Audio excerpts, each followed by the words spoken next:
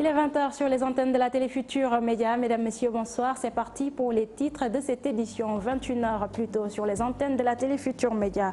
Deuxième jour du procès en appel de Khalifa Sall. La défense qui demandait le renvoi du procès, le temps de disposer de l'arrêt de la Cour de justice de la CEDEAO a vu sa requête rejetée. L'audience se poursuit ce mercredi. Affaire Karim Wade. Le tribunal correctionnel de Monaco refuse de confisquer le compte du fils de l'ancien président de la République tel que voulu par la CREI. Les avocats de Karim Wade crient victoire. Encore une dalle d'un immeuble de 3 étages qui s'affaisse sans faire de victimes, ce qui remet sur la table la question de la vétusté des habitations à la Médina. À suivre donc la réaction du maire. Mondial 2018. La France est qualifiée pour la finale. Les Bleus ont battu les Diables Rouges de la Belgique par 1-0. Les protégés de Didier Deschamps attendent de connaître leur prochain adversaire. Ce sera soit la Croatie, soit l'Angleterre. Match prévu donc ce mercredi. Voilà pour les titres. Le développement, c'est tout de suite.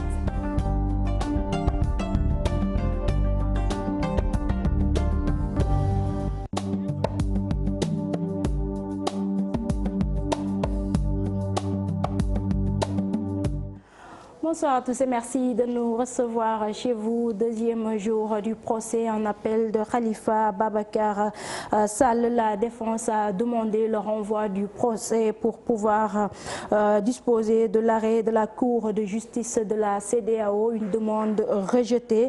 L'audience se poursuit donc ce mercredi. Compte rendu de cette deuxième journée avec Ibou Diouf. L'affaire Khalifa Sall est loin de connaître son épilogue. Du côté de la défense, les avocats pensent qu'il sera difficile de finir avec ce procès sans la prise en compte de l'arrêt de la CEDEAO. Est-ce que cet arrêt ne nous facilite pas dans nos arguments sur le droit à un procès équitable? Donc s'ils nous le refusent, cela veut dire qu'ils sont en train de violer encore les engagements qu'ils ont pris sur le plan international. Enfin, je viens de déposer aussi, de soulever devant la Cour une exception d'inconstitutionnalité. Et il faudrait vous méfier dans les communications. On peut dire que c'est du dilatoire. Non, ce n'est pas du dilatoire. Pour les avocats de la défense, cet arrêt de la CEDEAO n'a concerné que certains points du dossier, ce qui ne peut pas impacter sur la suite. Nous les avons écoutés toute la journée. Tout cela est articulé autour d'un arrêt qui n'est pas présent, comme nous l'avons dit depuis une semaine. Et là, c'est le tour des avocats de la partie civile, l'État du Sénégal et la mairie de Dakar. C'est à leur tour de répondre. Nous avons bon espoir que demain, avec les réquisitions du parquet général, on pourra enfin passer au réel début de ce procès qui n'a pas encore commencé. En attendant la suite de ce procès, les avocats de la défense disposent d'un extrait primitif de l'arrêt de la CEDEAO, ce qui n'est pas suffisant aux yeux de la Cour d'appel. Nous nous attendions à un renvoi parce que c'est ce qui est juste équitable. On nous l'a refusé. Mais de deux encore, la loi organique sur la Cour suprême ainsi que la Constitution révisée ne dit pas à quel moment des débats on peut soulever une exception d'inconstitutionnalité devant la Cour d'appel. Ils ont soulevé à la fois plein de requêtes, des exceptions d'inconstitutionnalité, des exceptions de nullité, mais qui sont toutes adossées sur une demande de renvoi. Donc le tribunal a décidé de continuer, la Cour a décidé de continuer ce procès.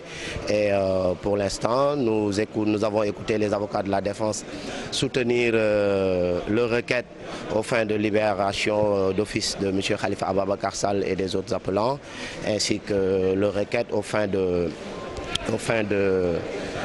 d'annulation des procédures. Le procès se poursuit demain. Il reste à voir si la défense parviendra à obtenir le renvoi du procès, le temps de disposer de ce fameux arrêt de la Cour de la CEDEAO. L'arrêt de la Cour de justice de la CEDEAO, on en parle. Les avocats de Khalifa Sall doivent saisir le juge en appel pour la notification. Il faudra cependant compter sur l'arrêt définitif. C'est du moins l'avis du chercheur en droit communautaire Moustapha Fall, lequel arrêt, même encore au stade d'extrait du primitif, est considéré comme un moyen de défense. Nos reporters Mam Biram Diouf et Mardien l'ont rencontré. Libre au juge d'Ambakandji de décider décider de la poursuite ou non du procès en appel de Khalifa Sall lorsqu'il déclare n'avoir pas dans le dossier l'arrêt de la Cour de justice de la CEDEAO, précise d'abord le chercheur en droit communautaire. L'arrêt de la Cour de justice de la CEDEAO n'impacte pas les procédures judiciaires en cours. Parce que ici, la Cour a dit ce qu'il faut faire, notamment la condamnation pécuniaire. Et donc, il n'est pas justement question, en l'occurrence, de dire le renvoi doit émaner ou en tout cas il faut... À la défense d'introduire donc ce moyen de défense qu'est l'arrêt de la Cour de la CEDEAO et dont le texte définitif n'est pas encore disponible. En droit, ce qui est intéressant toujours, et là je vais parler de manière très simple, c'est que quand on évoque un argument, il est souhaité que vous puissiez justement mobiliser cet argument devant le prétoire du juge. Et ici, le juge national, comme vous le rapportez, il peut ouvrir son dossier. S'il constate qu'il y a des aspects qui ne figurent pas, il est laissé à sa libre appréciation. Mais je rappelle une fois de plus, ici, nous ne sommes pas dans le cadre d'un renvoi préjudiciel. C'est-à-dire, l'arrêt qui est rendu, ce n'est pas un arrêt rendu en renvoi préjudiciel, c'est-à-dire en interprétation ou en validité. L'arrêt de la Cour de justice de la CEDEAO, rendu le 29 juillet dernier et notifié aux différentes parties, même figurant dans le dossier, reste à l'appréciation du juge quant à son effet sur ce procès. C'est le juge qui apprécie. Comme je l'ai dit, ce n'est pas un arrêt qui, après le prononcé, doit être pris en compte directement par le juge national. Parce qu'ici, on est dans le cadre des relations entre le juge national et le juge communautaire. Si la défense estime que le juge ne doit pas ignorer la décision de la CEDEAO, l'arrêt semble la dernière carte jouée pour faire libérer Khalifa Sall. Mame Birame Diouf, merci. Affaire Karim Wade. À présent, le tribunal correctionnel de Monaco refuse de confisquer le compte du fils de l'ancien président de la République tel que voulu par la CREI. Le montant 1,3 milliard de francs CFA. Les avocats de Karim Wade crient victoire et parlent d'un énième camouflet infligé à l'État du Sénégal. Maître Seydou Diagne, que je vous propose d'écouter au micro de Chérif Dia. C'est un camouflet, c'est une nouvelle grande victoire judiciaire pour nous. La énième pour Karim Wade contre ses adversaires politiques et surtout l'État du Sénégal et sa CREI. Et il faut se rappeler que l'État du Sénégal avait saisi à titre provisoire depuis 2013, au moment où M. Wade était arrêté sur un compte de Monaco où il y avait 1,3 milliard de francs CFA, à peu près 2 millions de dollars, et également de l'argent qui appartenait à M. Bibo Bourgi et à sa famille. Mais vous vous souvenez que la CREI avait dit que tout ça s'était saisi, qu'ils avaient la coopération de Monaco, l'aide de cet État, pour pouvoir faire le recouvrement de biens mal acquis. Alors après la condamnation, bien sûr, ils ont pris la décision de la CREI, l'arrêt de la CREI, qu'ils ont envoyé aux autorités monégasques. Nous avons fait une contestation que nous avons plaidé le 19 juin dernier et la décision vient de tomber ce matin. Effectivement, le tribunal correctionnel de Monaco a débouté l'État du Sénégal de sa demande de confiscation, de sorte qu'aujourd'hui, on ne peut plus parler de recouvrement des biens mal acquis en ce qui concerne Karim Wade, au moins pour la procédure de Monaco. Vous ne pouvez pas avoir une décision comme ça et partout où vous allez dans le monde, on vous dit que ce que vous avez fait dans votre pays, ce n'est pas conforme au droit, c'est ce monsieur qui a eu raison sur vous. Et aujourd'hui, c'est pour ça que toutes les actions que nous menons à l'international, nous les gagnons avec effort, sans effort. C'est des dossiers pour nous qui sont très faciles à l'international parce que ce qui a été fait au Sénégal, c'est juste du n'importe quoi pour priver une personne de son droit d'accéder à la présidence de la République pour des raisons politiques. Thierno Bocoum, candidat à la présidentielle de 2019, le leader du mouvement Agir dit avoir pris cette décision après mûre réflexion, une décision motivée par la nécessité de sortir les populations de l'étreinte d'un système de gouvernance vicieux, a-t-il dit dans une déclaration parvenue à la rédaction de la télé Futur Média. Thierno Alassane Sall en tournée dans la région de Tambacounda. Son point de presse a été interrompu par le chef. Un point de presse qu'il voulait tenir donc dans la gare a été interrompu par le chef de gare et le commissaire de police, faute d'autorisation d'occuper les lieux pour s'adresser à la presse. La correspondance de Moussa Omarki. Après une tournée de plus d'une semaine dans la région de Tambacounda, entre Goudiri Kidira, Diankémaran, Koussanar et Sinthiou Malem, le point de presse final qui s'est tenu à la gare ferroviaire a été interrompu par le chef de la gare. Quelques minutes plus tard, le commissaire de police de Tambacounda intervient pour sommer Thierno Alassane Sall à vider les lieux. Plus de peur que de mal pour les militants du mouvement de la République des valeurs. L'ancien ministre des Infrastructures se désole du fait que le régime actuel mise sur le train express régional TER au détriment de la ligne ferroviaire à Dakar-Bamako. Par l'abandon du régime libéral, mais depuis 2012, il n'y a aucun signe de balbutiement. Moi-même, j'ai été ministre des Infrastructures, je dois l'avouer. On avait des projets de l'ordre de 500 milliards pour retaper le rail dans sa version métrique, en renouvelant les voies et certaines machines. Et un peu plus de 1000 milliards pour faire Dakar, Thiès, Tambacounda avec l'écartement standard. Le choix a été fait sans qu'il y ait des études d'opportunité qui puissent comparer l'intérêt du TER au rail de 600 et quelques kilomètres qui dessert plusieurs villes, plusieurs régions. Le choix a été fait de faire le TER sur quelques dizaines de kilomètres. Le leader de la République des valeurs considère que le fort taux de chômage chez les jeunes est déjà lisible à Tambacounda. Moussa Magueye, merci. Le gouvernement invité à associer la société civile aux réflexions en cours pour la révision du code pétrolier. La coalition publiée Ce que vous payez a initié ce matin une rencontre d'échange et de partage avec comme thème la participation de la société civile au processus de révision du code pétrolier. Écoutons à ce propos El Hadj Abdoulaye Seck. Il est au micro de Mambiram Diouf et Thierno Laurent Mendy.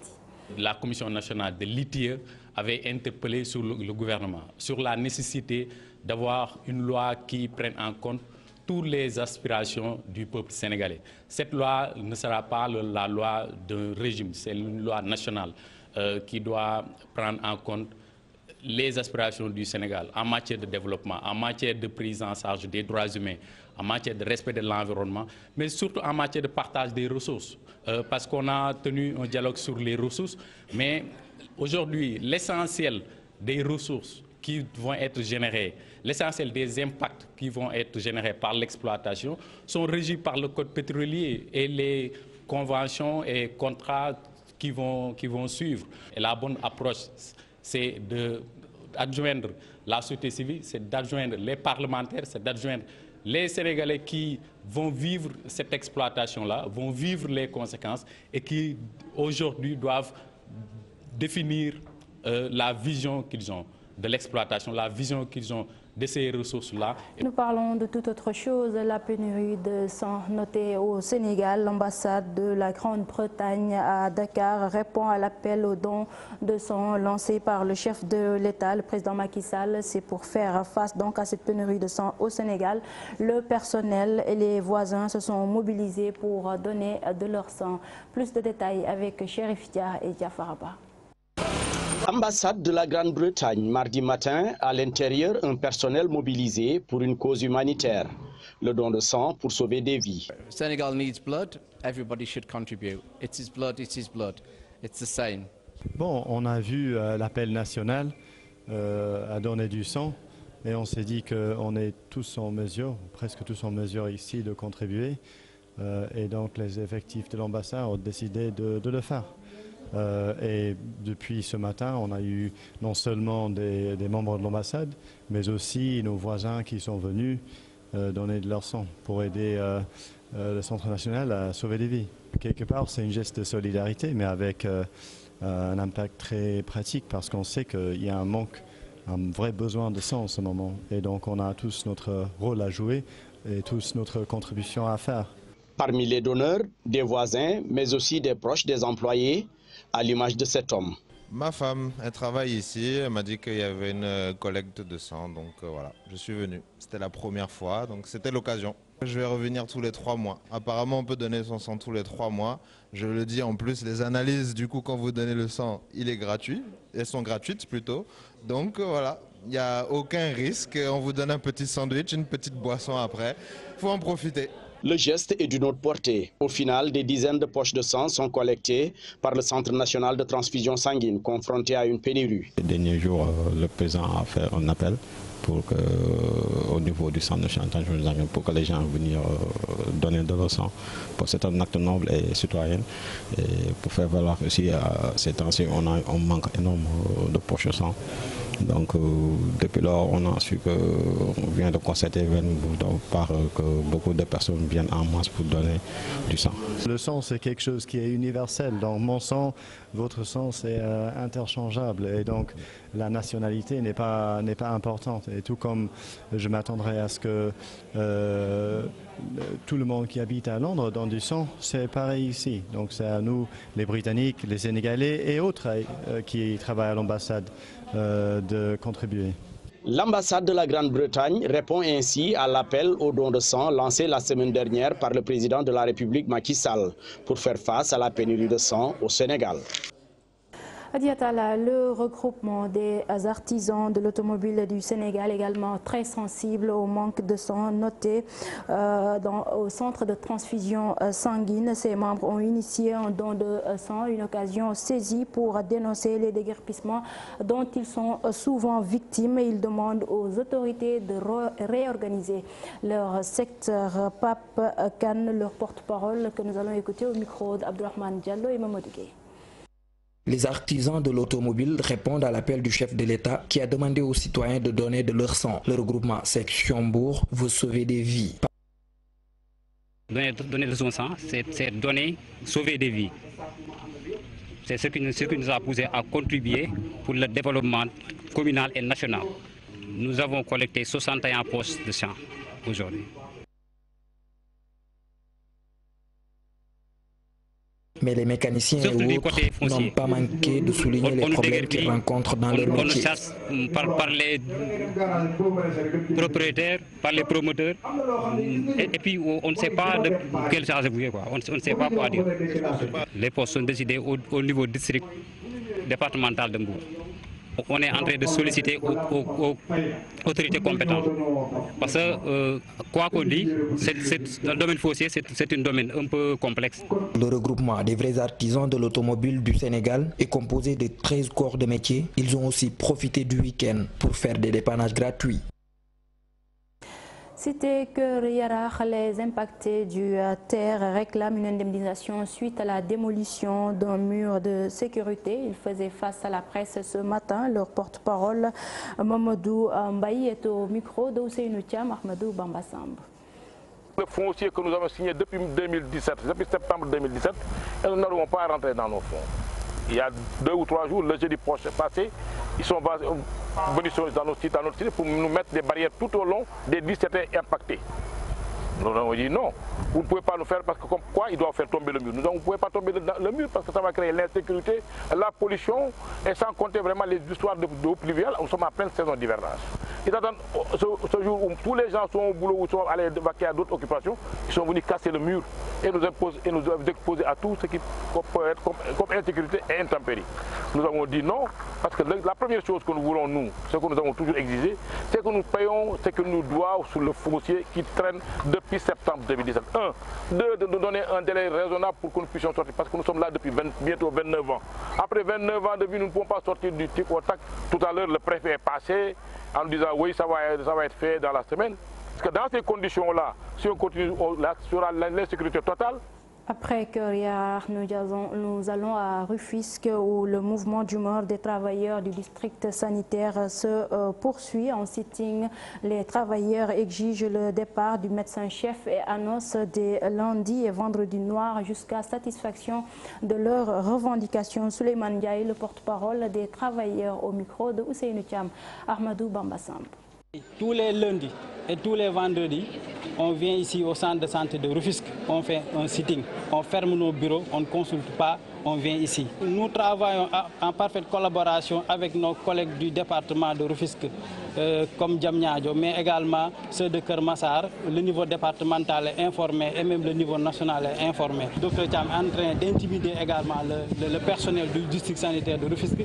Et trop, c'est trop. Nous, ce qu'on dit au niveau du district sanitaire de Rufisque, nous demandons le départ du docteur Cham, médecin-chef du district sanitaire de Rufisque. Yeumbeul, tentative de rapt d'une fillette de 4 ans grâce à la vigilance des populations. L'homme qui avait réussi à envelopper l'enfant dans un sac de riz avant de le lâcher et se fondre dans la nature. La scène s'est déroulée au quartier Baïfal de Yeumbeul Nord. Les populations qui se sont réunies ont demandé à ce qu'on dote le poste de police du quartier de moyens pour lutter contre la criminalité. Diogo Hissène, chef de quartier Baïfal Yeumbeul, est au micro de Salif Sow et Asmalik Diop. Les mesures que nous préconisons, c'est d'abord de demander au gouvernement d'aider la police à bien faire son travail sur le personnel et le matériel de transport pour bien faire son travail et essayer d'éradiquer la drogue dans la commune. Il y a un cas d'enlèvement d'enfants ratés au quartier Barafay.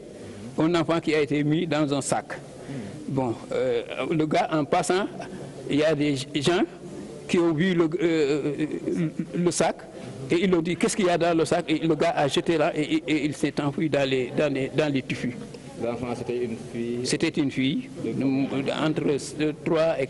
Et puis direction le sud du pays, vallée de Bagadadi, les terres agricoles menacées par le sel. Plus de 3000 hectares ne sont plus cultivables à cause de la salinisation. Les populations réclament la construction d'un barrage anti-sel. La correspondance de Bakary Konté, Khalid Diamé. Les populations de Bagadadi ne savent plus à quel sein se vouer. Elles sont impuissantes face à cette situation. Plus de 3000 hectares sont envahis par le sel. Plusieurs localités sont touchées. La commune de Djambati dans le Sonkodou, celle de Djaroumé, entre autres. Avant, avec nos parents, nous mangeons le riz de ces rizières 12 mois sur 12. Mais maintenant, c'est impossible. Le sel a envahi ces rizières. On n'a plus d'espace cultivable. Nous demandons l'aide du gouvernement.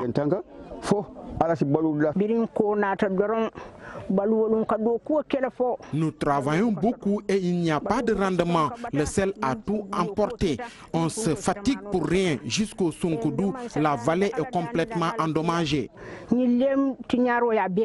Bagadadi réclame la construction d'un barrage anti-sel pour utiliser cette vallée 12 mois sur 12.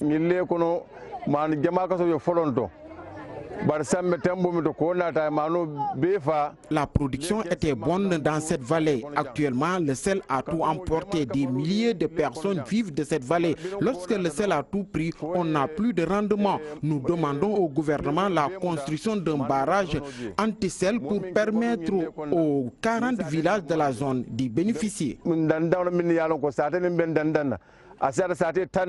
En attendant la construction d'un barrage anti-sel par l'État du Sénégal, elles ont tenté de réaliser la construction d'un pont traditionnel pour permettre aux paysans d'accéder à l'autre côté de la rive. Nous restons dans le sud du pays. Gestion des déchets plastiques et autres ordures ménagères. Les élus locaux de la région de Ziguinchor s'impliquent. Un atelier de sensibilisation a été organisé dans le cadre d'un projet de l'État en collaboration avec l'ONUDI. Écoutons à ce propos les explications du coordonnateur du projet. Il est au micro de notre correspondant Boubacar Diassi.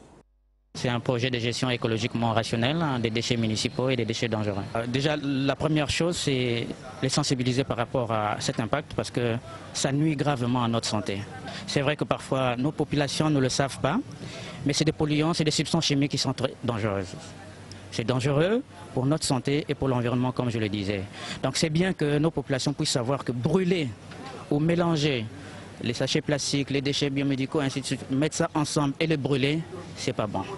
C'est un danger parce que ça nuit à notre propre santé. Mais aussi, ça peut se déplacer à des kilomètres et nuire à la santé des populations qui sont très loin de Ziguinchor. Donc on peut polluer au niveau de Dakar, mais en ressentir les effets ici. On peut polluer ici et ressentir les effets ailleurs. Donc c'est pour cette raison, vraiment, on lance un appel à nos populations pour arriver au changement des comportements. Et nous sommes là pour accompagner la commune, pour effectivement arriver à avoir un changement de comportement, accompagner les populations, mais aussi mettre en place des équipements pour gérer et donner une valeur économique à ces déchets et pourquoi pas créer des emplois en collaboration avec la municipalité mais aussi avec l'État du Sénégal. Une innovation dans le domaine des télécommunications sur le marché de l'Internet. Désormais, après la Sonatel, les autres opérateurs de réseau et fournisseurs d'accès Internet peuvent bénéficier du dégroupage local. L'autorité de régulation des télécommunications et des postes veut que l'Internet soit accessible à tous. Les responsables de la Sonatel se félicitent de cette décision. Compte rendu de leur rencontre avec Cheikh Diop et Gervais Yao. Bientôt l'accès à Internet pour tous, une innovation obtenue grâce aux géants de la régulation dans le domaine des télécommunications, la RTP. Nous avons demandé à Sonatel de rendre disponible une offre technique et financière. En quoi faisant? En offrant la possibilité aux fournisseurs d'accès Internet et aux autres opérateurs de réseau la possibilité de faire de l'Internet filaire. La Sonatel ne détient plus donc le monopole de l'accès à Internet au Sénégal, une ouverture qui ne dérange aucunement ses responsables. Il apprécie plutôt. Sonatel aujourd'hui est très fier de poser cet acte de dégroupage partiel dans un premier temps de la boucle locale en tant qu'opérateur historique. Et je voudrais donc féliciter et remercier la RTP qui a eu une démarche inclusive et que ceci aussi entre dans le cadre de l'accompagnement de Sonatel aux efforts de l'État dans le développement de l'économie numérique. Un dégroupage sur deux formes, des tarifs différents, une concurrence qui ne fait guère trembler la Sonatel. Il y a le dégroupage partiel et le dégroupage total. Le dégroupage partiel, c'est à peu près 8 000 francs par paire de cuivre. Le dégroupage, ça c'est le dégroupage total.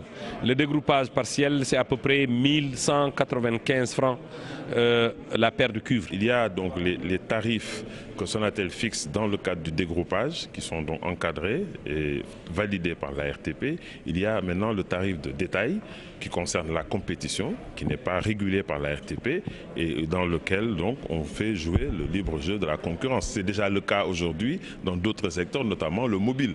Donc cela ne nous fait pas peur du tout, au contraire. Suite à une telle décision, l'autorité de régulation des télécommunications et des postes promet de mettre en œuvre tout un dispositif pour plus de transparence.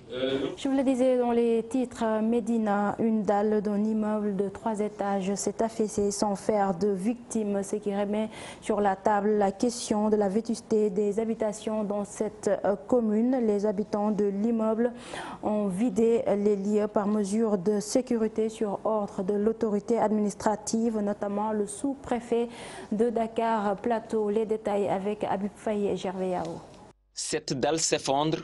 La villa 770, située à la rue 25, angle 8 de la Médina, où habitaient plus de 30 personnes au moment de l'effondrement. Plus de peur que de mal. Nous étions ensemble dans la chambre. À un moment, j'ai vu du sable et j'ai demandé à mon frère qui m'a expliqué que c'était la dalle. Et puis je leur ai ordonné de quitter les lieux avant que le pire n'arrive. Tout à coup, elle s'est effondrée. Là, Dieu merci, on a pu s'en tirer. On allait tous mourir. Sauver ou périr, les sapeurs-pompiers maîtrisent la situation et suggèrent aux occupants de quitter le bâtiment qui est dans un état vétuste. Pour l'instant, donc on va essayer de stabiliser le bâtiment, de mettre un périmètre de sécurité et d'essayer d'évacuer la population. Donc le bâtiment en tant que tel est un peu vétuste. Donc vous voyez le mur est lézardé partout, donc ça menace de s'effondrer. Donc c'est pas prudent donc de laisser le bâtiment tel quel. Donc la démolition, ça c'est un autre ressort donc de la mairie et c'est son personnel. Au courant de la situation, l'autorité administrative a sommé les occupants de quitter les lieux. À temps réel. Et la première mesure qu'on a eu à faire d'abord, c'est d'évacuer les occupants. Et ensuite de voir techniquement qu'est-ce que les conseils de la sécurité. Ainsi, l'état du bâtiment est tellement dégradant qu'aujourd'hui, nous sommes obligés d'évacuer les populations. Donc c'est ainsi donc, que nous sommes là pour ça. Alors donc les occupants, c'est plusieurs familles alors, donc, qui vont devoir aujourd'hui quitter le bâtiment. On va le mettre sous scellé. Deuxième bâtiment à démolir à la Médina à Dakar. Des dégâts matériels notés, mais l'évaluation ne tarde pas, selon le chef d'opération. Pour l'instant, les victimes cherchent refuge. Faye, merci. La réforme constitutionnelle du 20 mars au Sénégal et les élections de 1963 à 2012, deux ouvrages de Ismaïla Madior Fall. Par ses écrits, le ministre de la Justice dit vouloir faire un rappel historique des élections au Sénégal. La cérémonie de dédicace s'est déroulée en présence de nos reporters Pape Faraning et Mardien. Des écrits historiques. L'un des ouvrages rappelle les élections qui se sont déroulées par le passé. C'est un ouvrage qui relate toujours, qui raconte, pour ainsi dire, les élections présidentielles telles qu'elles se déroulent dans notre pays depuis l'origine, c'est-à-dire 1963. Parce que dans notre pays, c'est en 1963 qu'on a organisé la première élection présidentielle, l'élection présidentielle inaugurale. Et après, on a, sans discontinuité, fait des élections, 68, 73, 78, 83, 88, 93, 2000, 2007, 2012. Un deuxième ouvrage sur la réforme constitutionnelle du 20 mars 2016. Deux raisons particulières ont conduit à sa publication. Le premier, c'est que c'était la deuxième fois dans l'histoire politique de notre pays qu'un président de la République utilise le référendum pour réviser la Constitution. Généralement, on utilisait dans notre pays le référendum pour une nouvelle Constitution. Deuxième élément important qui me paraît justifier cet ouvrage, c'est que la révision constitutionnelle de mars 2016 aborde beaucoup de questions, apporte des changements sur un éventail de domaines. Chaque ouvrage témoigne d'un pan de l'histoire. Ils sont nombreux les articles, qu'ils sont aussi nombreux les ouvrages, mais chaque ouvrage est daté parce que c'était un témoignage d'un temps. Il y a beaucoup de choses qui ont évolué dans ce pays-là et pour lesquelles ces discussions que nous avons eues ont pu avoir une grande influence. La cérémonie de présentation des deux ouvrages, une occasion pour les parents, amis, étudiants et collègues de renouveler leur sympathie à l'auteur, le professeur Ismaïla Madior Fall, par ailleurs garde des Sceaux et ministre de la Justice. Et puis sur l'international, l'ambassadeur de la Grande-Bretagne à Dakar, très laconique sur la démission du ministre des Affaires étrangères de son pays et de celui en charge du Brexit. Il invoque son statut de diplomate mais soutient que le Brexit est une volonté du peuple britannique. Je vous propose de l'écouter au micro de Cherifia. Ce n'est pas pour moi en tant que diplomate de commenter sur la politique ou la situation politique en Grande-Bretagne, mais je dirais qu'on a un gouvernement avec une position très claire sur le Brexit. On va suivre l'instruction qu'a donnée le peuple britannique lors du vote sur le Brexit. Tout en gardant les meilleures relations possibles avec nos voisins européens et tout en bâtissant des nouvelles relations avec des pays à travers le monde. Et le Premier ministre a du soutien de la part du gouvernement pour son plan et c'est le plan qu'on va faire avancer. Je dirais simplement que c'était un vote où on a eu 52% des électeurs qui ont voté pour le Brexit, 48% contre. Donc c'est normal qu'il reste quand même un débat au sein de notre corps politique. Mais ce qui est clair est qu'on a cette instruction de la part du peuple et la politique du gouvernement est de mettre en œuvre cette instruction. Le mondial 2018, la France qualifiée pour la finale. Les Bleus ont battu les Diables Rouges de la Belgique par 1-0. Les protégés de Didier Deschamps donc, qui attendent de connaître leur prochain adversaire, la Croatie ou l'Angleterre. En tout cas, ce match est prévu ce mercredi. Les ressortissants français à Dakar très contents après cette victoire des Bleus. Pape Faraning et Modou Diop les ont rencontrés.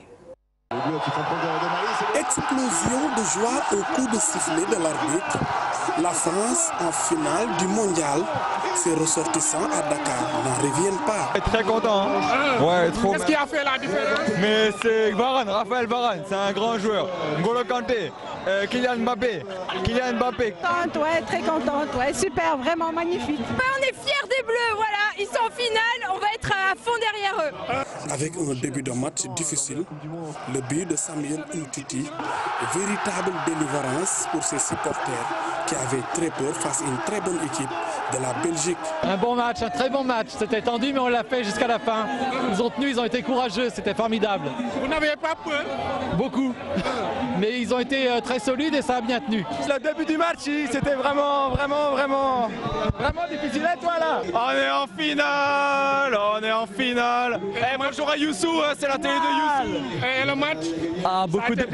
C'était compliqué, hein. C'est une grande équipe les Belges. Hein. C'était très compliqué mais que d'émotion. Hein. L'Angleterre ou la Croatie, et quel que soit l'adversaire, les ressortissants français à Dakar n'ont aucun doute que l'équipe de Didier Deschamps va remporter la coupe. Moi je pense que la finale c'est Angleterre, France-Angleterre. Mais l'Angleterre ils sont très durs à jouer, hein. Ils sont très physiques. Mais Inch'Allah.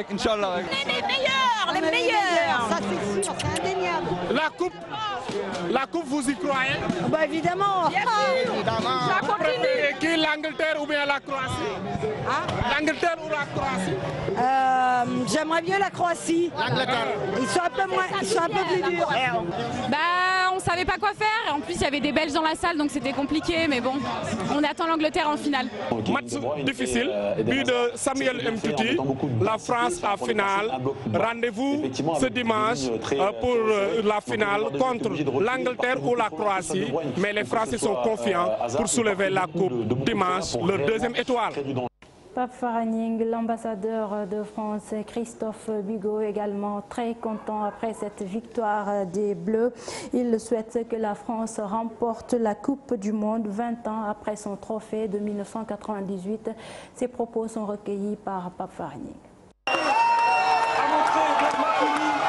Il faut y croire, bien sûr.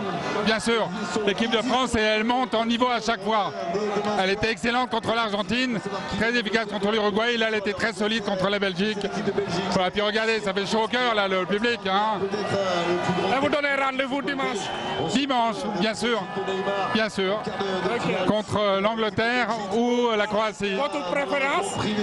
Les deux équipes sont excellentes, voilà. Non, il n'y a pas de préférence. Mais en tout cas, je suis très fier de cette équipe de France. Voilà, cet élément met fin à cette édition. Merci de l'avoir suivi. Prochain rendez-vous d'information, c'est dans quelques minutes avec Ibrahima Khan dans le journal du Mondial. Bonsoir à tous.